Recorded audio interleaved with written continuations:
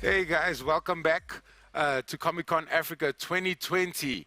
Hope you guys are having fun. Thank you to Fabio and Pierre for the Intellect Challenge. Next up, ladies and gentlemen, we're going to have the Irish comic book artist. And I have my good friend Patrick will be joining me here in studio. How are you doing, Pat? No, I'm good, man. Oh, good, great. I'm looking forward to the boys. And also just having a chat with them. And yeah, I think they're probably excited for this. Sweet.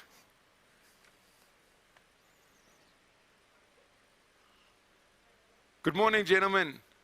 Hello to you. How's it going? Very well, Greetings from thanks. Ireland. We don't all live in the same house, so it's all right. Some of us don't even live in houses.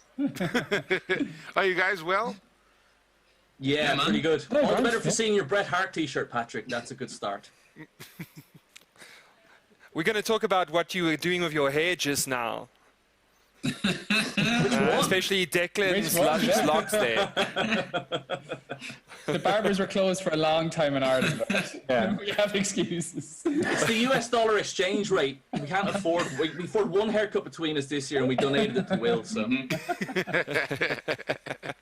Who's that in the bottom corner? Can't quite see your It's face. me. I'm too dark. I might hang on.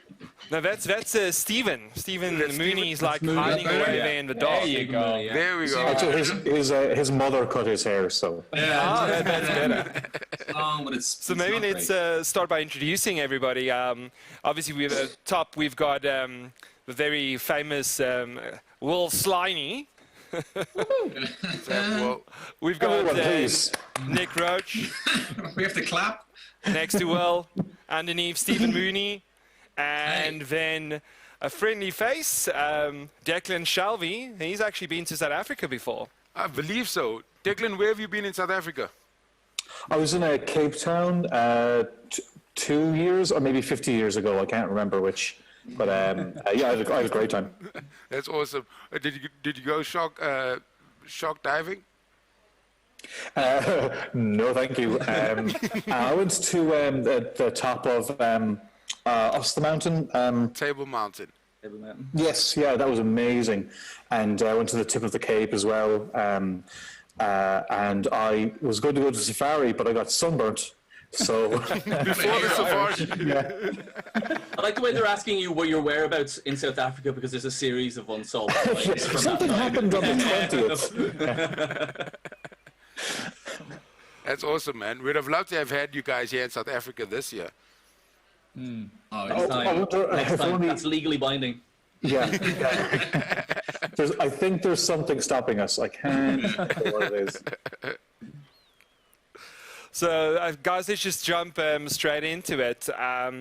Declan, when we were busy working on your artwork and stuff for the promotions, I see that there was like a Marvel art book that came out this year. Can you tell us a little bit more about that? Oh, sure.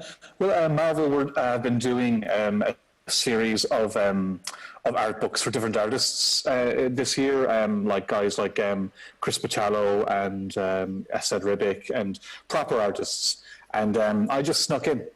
They were closing the door, and I just kind of just got in just before they do.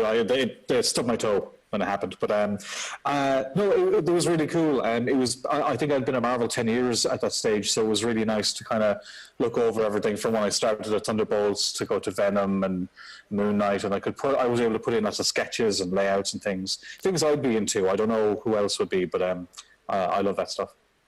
Okay, and yet I saw that it was like, for those who don't know, Declan actually did amazing work with Moon Knight as well. That's how I know Declan. And we actually met, I think it was at last year's C2E2 event. I was there, and I quickly said, I think Will, you introduced me, if I'm not mistaken. No, I would never introduce anyone to Declan. I wouldn't off with that. That's just good advice. Maybe you were just telling me to stay away from him, you know? Yeah. There you go, that was it, yeah. And Declan, tell us about Bog Bodies. What's that about? Oh, Bog Bodies is a book that was published just came out just after Actually, I don't even know what it was anymore. But it's an image graphic novel that I wrote. I didn't draw. I drew the cover and I wrote it, and it's set in Ireland. It's kind of a horror crime story. I like to do these kind of things every couple of years if I can, outside of like the Marvel superhero work. And it was just a self-contained graphic novel. If you like things like Criminal or Stray Bullets, that type of thing, I'd say that it'd be something you're into. But and Declan knows it's very important to credit the artist of the book as well. no, I don't do that anymore. Once I start writing, it's like whatever. Sorry, of course, yeah. It's drawn by Gavin Fullerton and coloured by Rebecca Nalty. We're both from Ireland as well, so it's like an all Ireland book. You have to play the national anthem. Well, Mooney would kick on the national anthem, I think. Nick, do you find that during lockdown you've been more inspired to draw? No. No, not at all. No. The existential fear has been way too overpowering for me. So no. Okay. No. Not at all. That's what it is. I'm better now, but I mean, early days. Wow. Right. I don't think any of us thought it would be this long. No, it's a weird thing because nothing has changed from my schedule. Like I stay at home and draw all day, every day. My wife is a nurse, so she still goes to the hospital to work. The kids are at home, so that's a little bit of a disruption in the mornings, like at the start of lockdown when school should have still been on. But no, I was one of those. I was just one of those soft soy boys that got sucked into, having an emotional reaction to the worldwide pandemic. And so white knuckled my way through that one. I don't drink or smoke either, so it was fun. Takeaways became my vice. Mr. Nick, number 10 again. That's right. Send them around. I'll have 3 this time, none for my family. But you say. Yeah.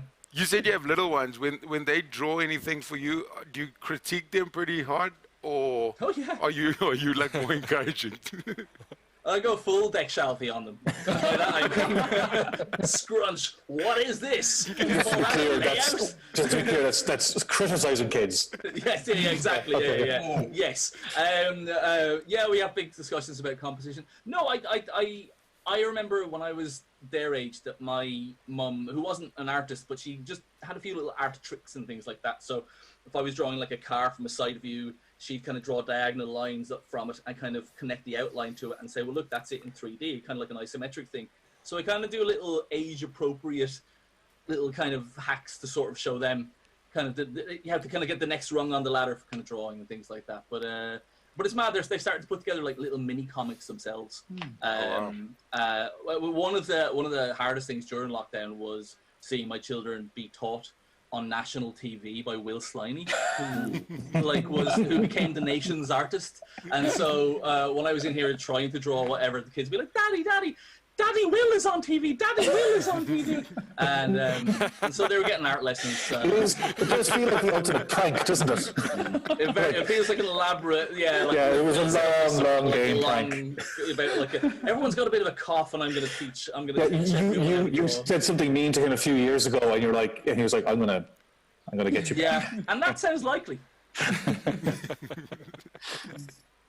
So Nick, you've done some work on Transformers. Tell me what you're currently busy with right now.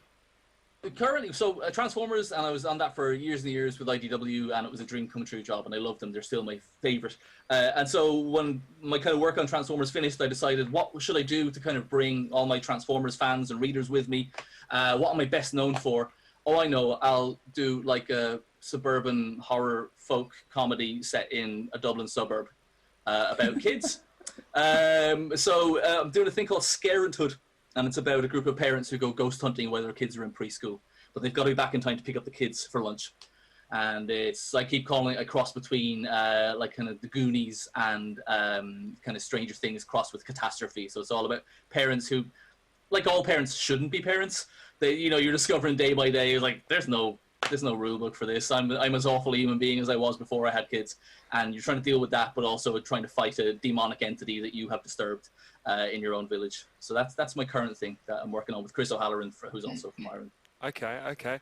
And what we would like to do is we'd like to open up some questions for the fans. We're going to ask a couple of questions for the guys a little bit more, but think of your hardest questions that you can ask these four oaks, and we'll throw them at them at the last 15 minutes of the show. I want to jump to Stephen.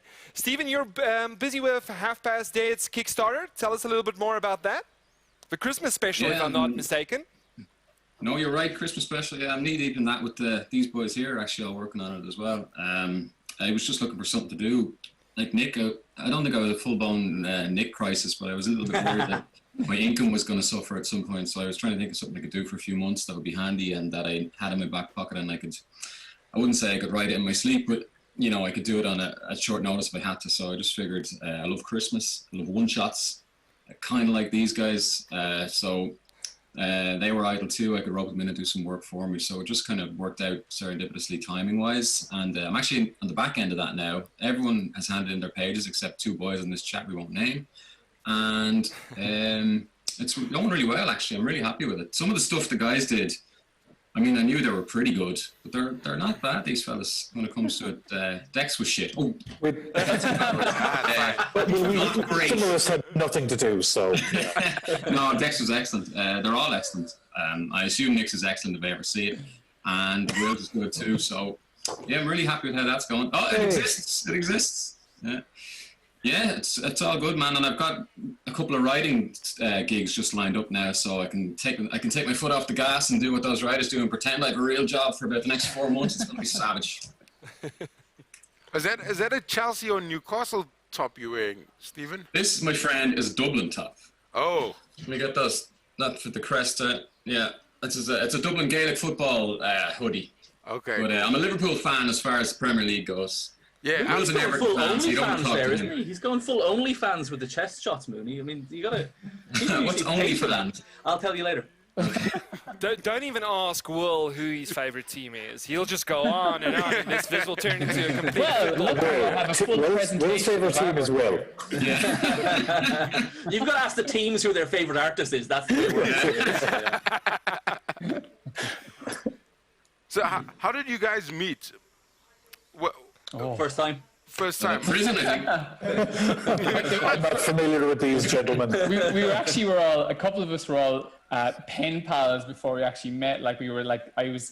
We were? Pen pals? A friend of mine heard of this other person. Did you say pen pals? Drawing Sorry. comics. Yeah, I'm telling you, we're so old. It's before emails. But no, a friend of mine had heard of this other artist in Ireland that wanted to draw comics, and we kept myself and Dad kept kind of hearing about each other, and we have this lovely romantic story where we met inside in a comic book shop, and he was like, "I'll meet you over where Ultimates is. I want to buy Ultimates. I'll be the guy in the Nightwing t-shirt." And I walked in, and as friendly looking as he is now, this was Skinhead Deck, all dressed in black with the Nightwing logo. And I was like, "Oh, what am I letting myself in for there?" But it opened myself up into the world of these wonderful Irish artists that we used to call ourselves the Eclectic Micks.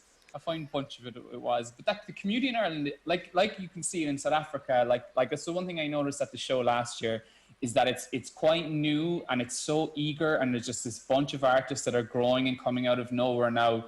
I feel like that's what happened in Ireland about 10 years ago, and it exploded, and there's so many people here that are working in comics professionally now, and I feel like that's the future for South Africa, except for that Sean Isaacs guy. He's like, forget about him. Like, but yeah.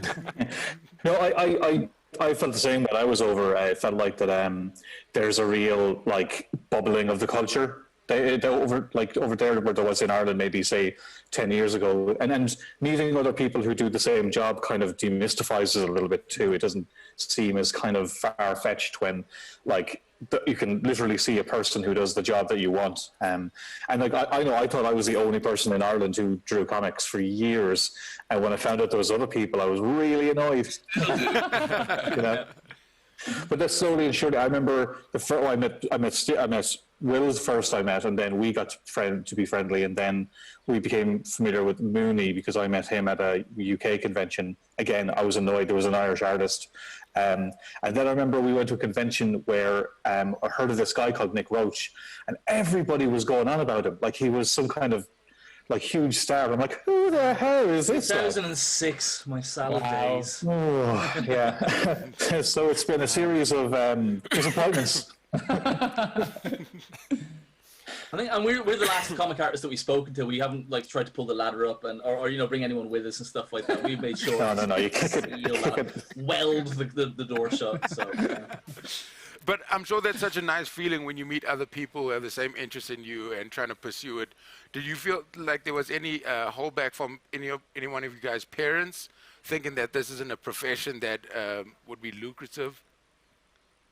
No. The older I get, and kind of the more I'm kind of doing the promo on Scaring Tools, the more I'm genuinely realizing that the difference between. So I would have sat in the same class as like people who would have been as good or even better at making comics when I was a teenager. Genuinely, they were just like I was like 4 or 5 kids, and the only difference is that my mom and dad had the patience and the wherewithal to sort of go, look, he's not going to be any good at anything else.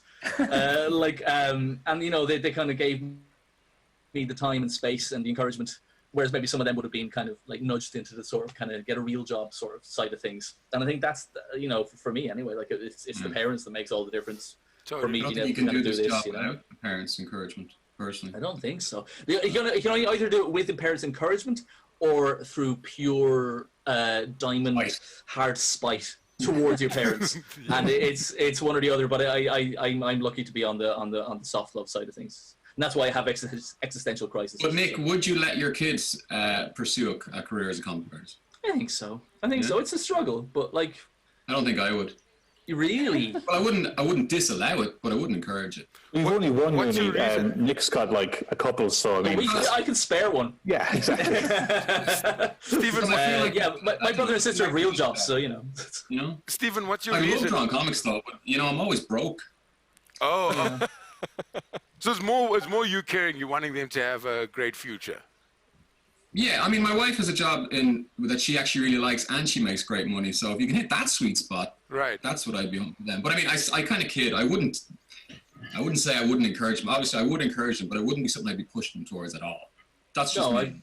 I know what you mean, because it's the same thing, because we've all been, like, I use the word lucky, but it is also like hard work and being able to bring the goods when it needs to be. But none of us has ever been kind of out of work for an extended period of time. But at the same time, as you come to the end of a project and your next month or 2 months aren't filled up yet, even though you know, well, look, they have always been filled up in the past, you don't know. You know what I mean?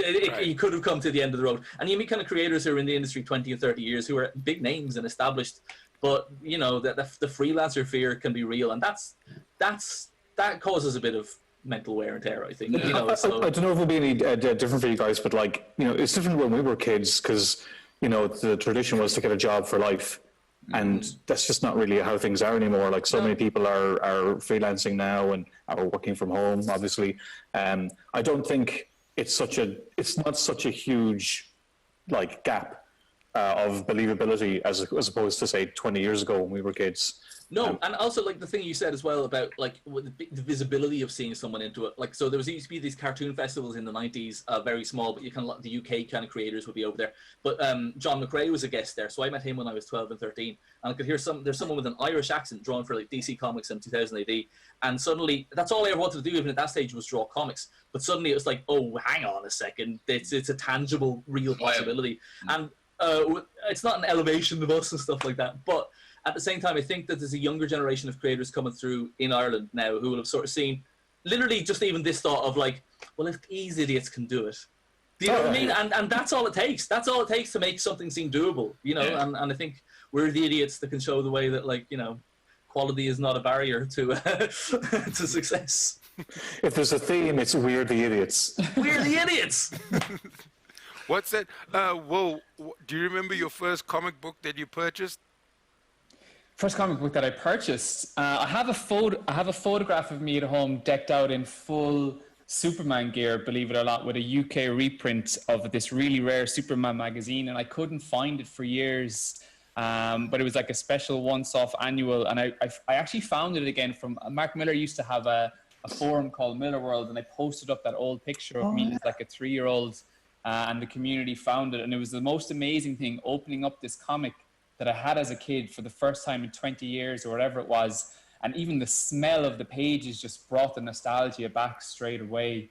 And what we would have had access to, like I wouldn't have had access to like a proper comic book store for a while when I was younger, but we would have had access to the reprints. So Panini used to reprint a lot of the Marvel stuff where they'd like collect, you know, a bunch of different current X-Men stories about a year late or 6 months late, as well as a few older ones. So like when I was a teenager then, I was like reading all of the Joe Madureira stuff would have been the kind of stuff that was in the X-Men collected books. And then the Spider-Man stuff would have been the John Romita stuff and the Clone Wars and Mark Bagley and stuff like that. So that was the first stuff I was able to go into a store and buy. And then the first American format book that I was able to get, and I actually got it by subscribing to Marvel, having the stuff sent over to the States before a comic book opened, was Ultimate Spider-Man. And the door that kind of opened that up for me was that they actually started releasing it online. It was their first foray into digital comics. It was on marvel.com, and you could read the comic panel by panel. And that's when I was able to kind of get subscribing and got really, really hooked into the books. Nice. Clone Saga, Will. Clone Wars is Star Wars. Clone Wars? Oh my God, I've done so Star Wars. Listen, Deck, Will doesn't know anything about Star Wars or Spider-Man, so we need to cut him some slack. My two worlds are merging all of the time. So Isn't he gonna get you? back in 2018, I had the opportunity to meet Dave Gibbons at the Harvey Awards. And Dave was talking about when he was working with Alan that, you know, he did this amazing pencils, and he you know, with Alan's writing, and he sent it to Alan, and he thought, yes, he's going to nail this, and then Alan just blasted him completely. Do you guys find it when you're doing pencils for writers? I know some of you guys are writers as well. Do you find it sometimes intimidating to live up to exactly the writer's vision of this? Because I mean, sometimes because I mean, if I read a comic book, there needs to be you know, this balance between the images that you see and the writing, you know, the one and the other not taking away from each other. Do you find that difficult to balance that with what the writer has in, you know, planned for the book? No. I think the writer's vision is something that's kind of thrown out there a lot. Is like, I don't know about any of you guys, but like no writer I've ever worked with has been telling me how to do something or where to do it. The cool thing is how it mixes, you know. And as someone who writes, and as some of the other guys, I imagine, but no one's ever. You haven't written something for somebody else, Nick? Have you yet?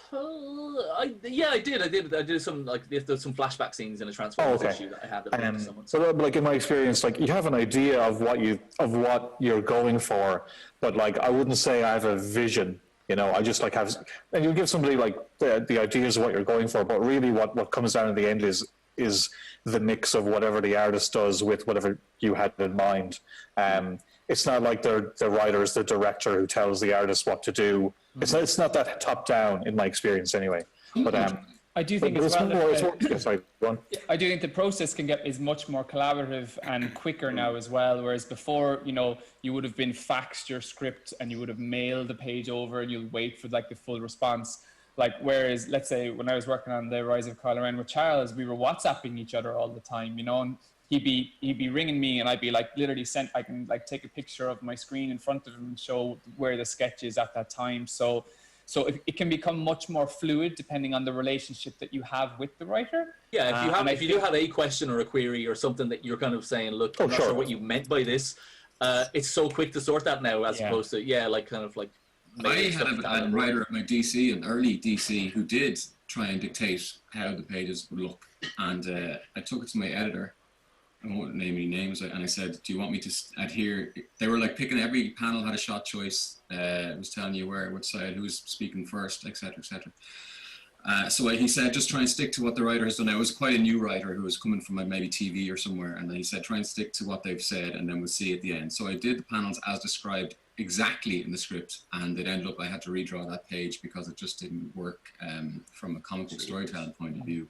which I knew from the start was going to be the case. But you kind of have to, when you're early in the door at a new company, you want to play the game a little bit and everybody happy. So I think writers in general know the score. Like, they'll definitely suggest things, but I think it's down to you. Like Dex says, the alchemy is very important. I think the artist definitely has to say, if you draw something that blows them away, they're going to forget whatever their shot description was. They're going to go with your ability and your opinion on that, because they realize that's your speciality as opposed to theirs.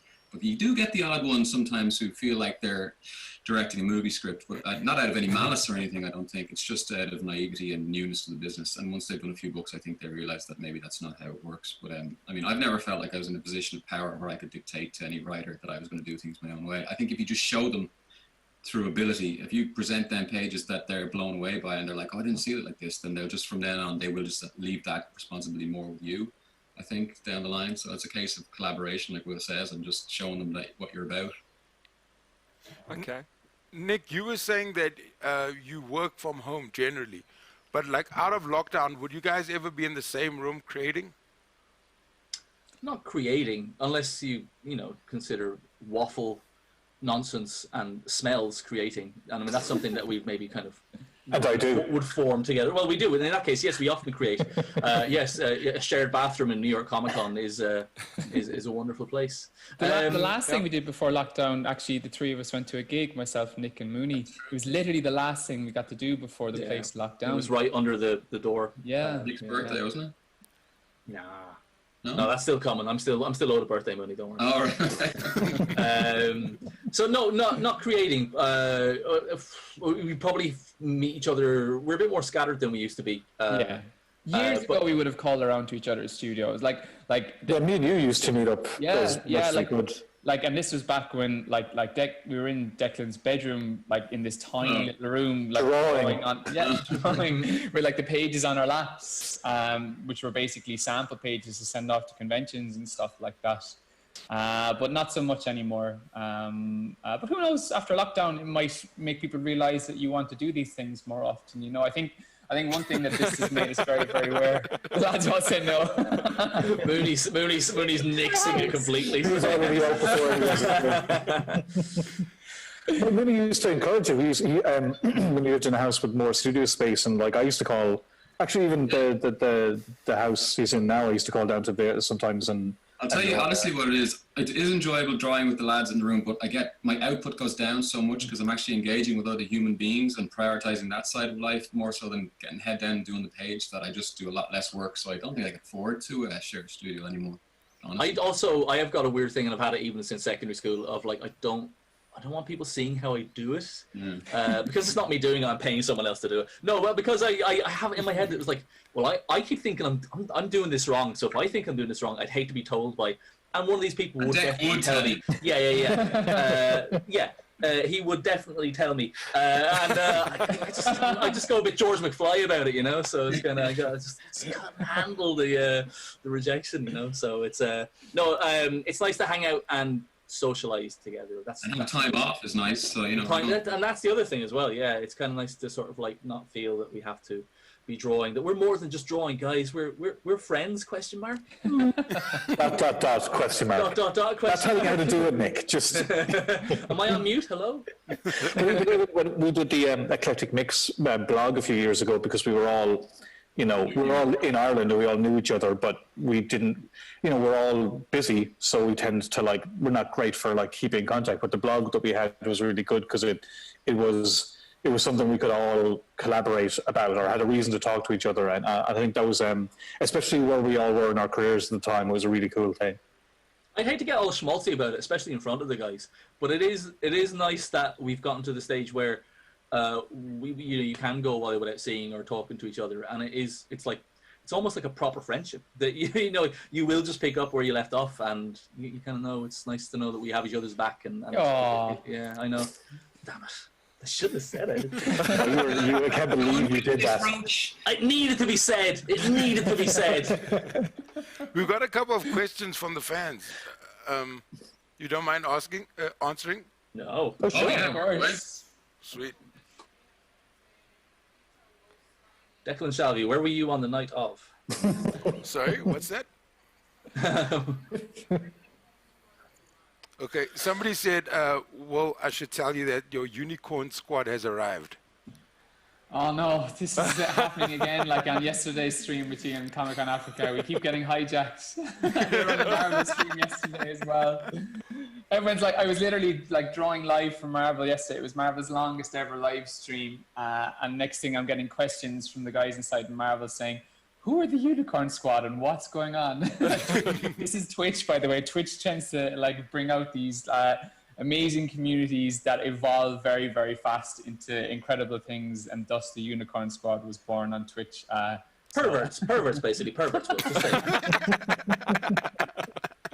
Are they like furries? What are they? The K-pop stans are going to come after me now. Oh my God. Yes. This is what you get when you have Russell. This is why he was asking, like, can you repeat that question, please? I thought I heard unicorn.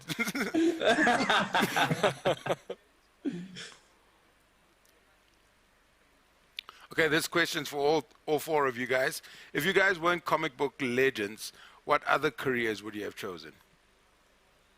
Comic book writer. Hey! No, seriously. I'd like to be showing off on the stage. I think I'd like to be. Yeah, Nick's very theatrical. You did loads of theater work as well, didn't you? Yeah, well, I mean, amateur stuff, but like I was a big fish in a very small pond, and I loved it. So yeah, I think I'd like to. I do acting. Right, I do what I was doing was basically writing my own shows and giving myself the main part. So yeah. Yeah, Nick always really wanted to do a lot of TV stuff, which is really ironic because this isn't something I would have wanted to do. So I'm doing all this TV stuff just to spite Nick. So not that I would have picked that before without doing comic book stuff, but my kind of career is tending to kind of lead that way, whatever. But again, it's well, when I go on my spree, I'll make the news. Okay. So. Declan? Me? I would love to, something to do with film. I'd say I did a lot of storyboarding before I got into comics and animation and things. And what I really wanted to be when I was a kid was a movie poster artist, but they don't really get any work anymore. So I don't know. But something it's kind of coming back a little bit, isn't it? Is it? Yeah, there's a few illustrated poster artists coming traditional out, style stuff or like... Yeah, which is nice. Yeah, I don't know.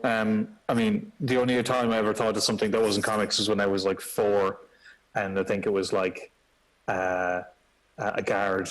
Oh my God! I'd be the worst guard.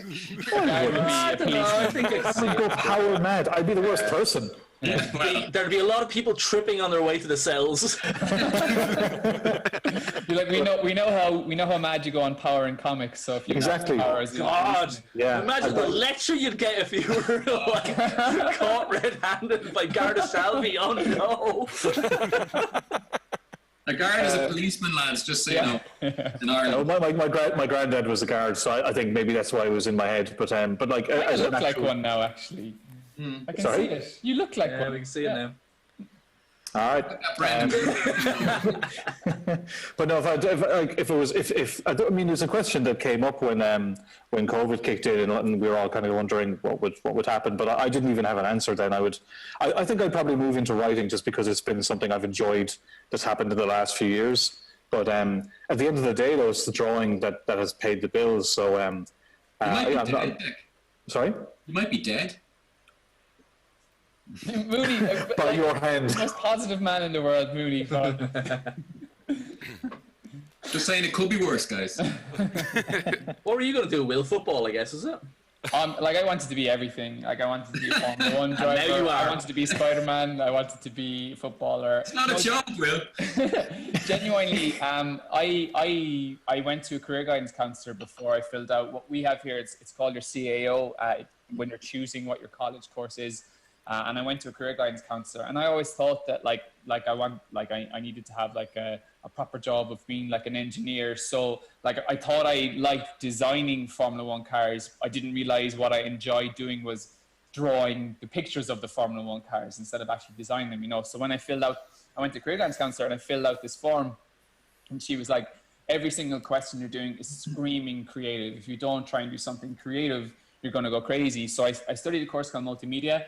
And there was a bit of filmmaking, there was a bit of like web design, there was a whole lot of other stuff. And quickly by doing that, like the one that just I enjoyed by far the most was comic books. And that's when I started at the same time kind of realizing that you could actually do comics as a job. Because like we were saying, like when we were younger, it wasn't exactly something that you could see other people from here doing. But as soon as like the internet started opening up that kind of a world and we realized it was an achievable job, I think all of us just went for full as much as we possibly could then.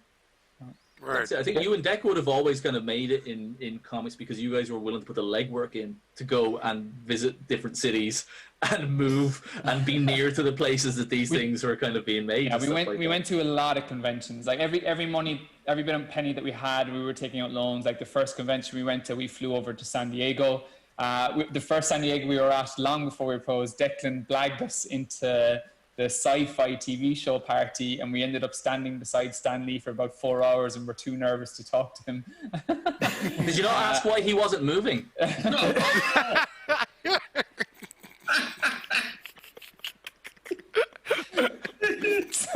Oh dear, Nick. Cut the feed, guys. A little bit of concern would have gone astray. No, we were handing out our portfolios wherever we could, and all we would do is like find these conventions as much as we could, and we would go around the world to them. And then there was like a big UK convention scene there. Then the Irish comic book convention scene really started growing then, and that's when we went. I think it was after San Diego that we went to the convention where Nick was one of the superstar guests. It was yourself, Liam Sharp, Mark Miller, and a couple others, wasn't it? Addy Granoff and Paul. Yeah, that's the one where I was like, who the? Yeah, who's this fella? Everyone at the convention was, who the hell is that fella? Like, Nick got his start much younger than all of us in Transformers. What age did you start working? Not younger, but just earlier chronologically, because I'm older than you, so I'm not sure if it would have been. But yeah, I started in 2005. I started 2003. Oh, wow. Oh, there you go.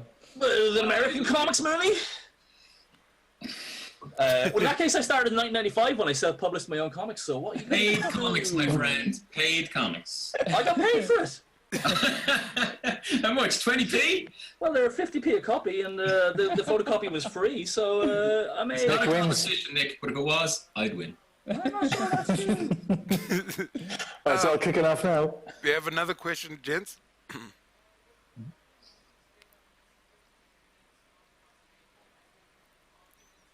What's it gonna be?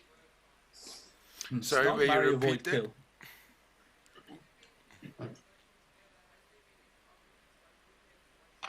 And the winner is... Okay. So with all you guys working together, has there ever been any arguments with who gets... How long have you got? with who gets to work on which story? Oh. Well... You know, that never comes up really because we've all worked on different projects, so it's not like... Well, now hold on a second. No? Remember when I was on Freak Show way back in the day? Mm-hmm. You were trying to break in, and you were looking at... This is now what you told me after the fact, that you were looking at this issue of Freak Show, and you were like, whoever the hell this guy is, I'm going to take his job and do it much better. Or I could do it much better, or something like that. Yeah, that's true. Yeah. And then I did. So you walked right into that one. And The Kickstarter that Stephen's doing at the moment actually is probably the first book that we're all in together. Yeah, definitely. So, and like, but obviously Stephen has been kind of in control of it and dealing out the stories and where That's a shame. to our different strengths. You should have had us fighting for position in the book or something like that. I don't think anyone cared enough to fight for it, though. But yeah, you're right, that's the first time we're really actually doing a story together. Otherwise, like, all our careers are kind of in weirdly different places, like say... We all draw so differently. We're never in direct competition for our jobs, is the real answer. Yeah, yeah. And none of us want to draw robots, so... No. Oh, God, it's so hard. Neither do I.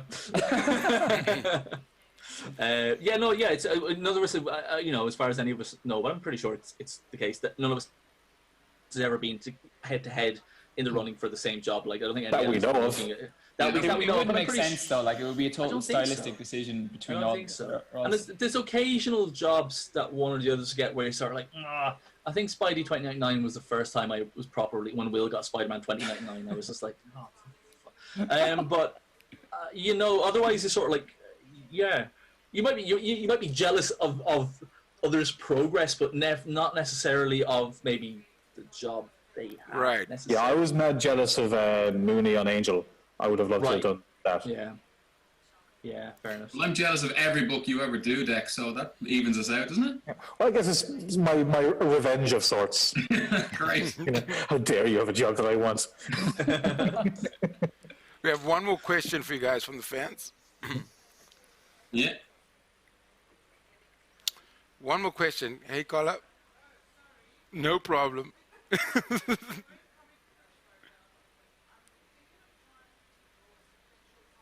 PJ holding a ring again. Why am I down the panel? Somebody asked they're thinking of joining a sequential. Yeah, somebody's thinking of joining a sequential comic page soon. Do you have any advice? Yeah, who wants to start? Before I start, I won't stop. I don't want to give this information away. If someone's like, if it sounds like if it's their first ever sequential page, that's their first step into basically becoming a comic book artist. So like, it's a step into kind of a brave new world, and it's going to be a lot harder than people think when you start off. Like for all of us, when we would have done our first sequential pages, it would have taken you ages, and you might want to redraw the pages over and over again. But genuinely, the best thing about doing that is that the more you practice at it, the more you do it, the better you get. So if you're drawing it the first time, and if you're not happy with it, draw it again and keep on at it, and I promise you'll keep getting better. Yeah, so much of it is perseverance. I mean, we are not the most talented people in the world, but the difference between us, people who maybe didn't make it in comics, is that we kept going. Sometimes that's all it takes. It's just be the idiot who doesn't have the sense to stop. But yeah, and don't be dissuaded by if it's not going the way you want. That's okay, because as long as you learn from you're going to make 100, 1,000 mistakes. As long as you learn from each mistake, you'll get better. But in order to learn, you have to make those mistakes. So you kind of have to give yourself permission to not be perfect.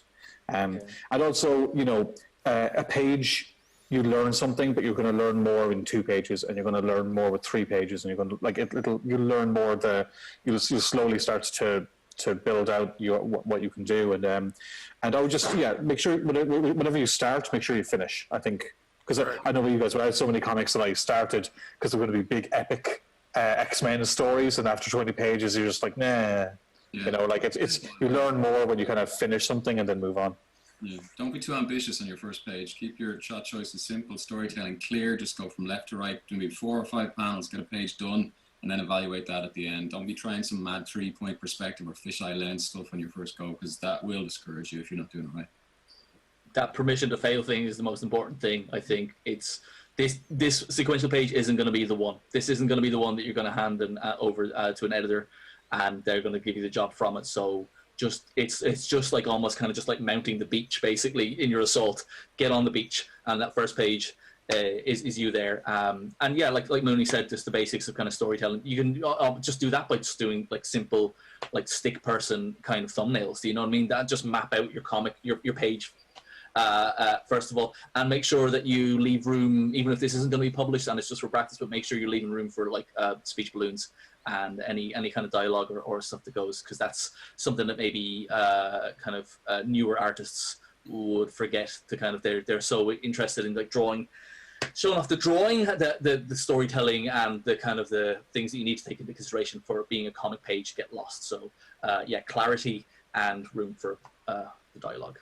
Sweet. Thank you so much, gentlemen. Thank you so much. Will, Nick, Declan, and Stephen. Thank you so much, guys. You guys are this is great. Cheers. Guys are hilarious. I think my favorite bit of the whole thing is how that blue stripe on your background matches perfectly with Mooney's roof. Oh yeah! Oh wow! It's just, I've just been in love with it for the last 40 minutes. Like I didn't. I think mine was Nick's comment about Stan Lee, but well, we don't have to mention it. We don't have to keep bringing it up, do we? Excelsior! Sweet. Thank you so much, guys. Have a great day. Thanks, man. Thanks, guys. Thanks so much, guys. Good luck with the rest of the show. Right. Take it easy. Hang up. Ladies and gentlemen, the Irish book artists. These guys are amazing. Thank you so much once again. We're going to have a quick word from our sponsors, and then we'll be back with Leon Chiro, who will be doing the casual cosplay competition.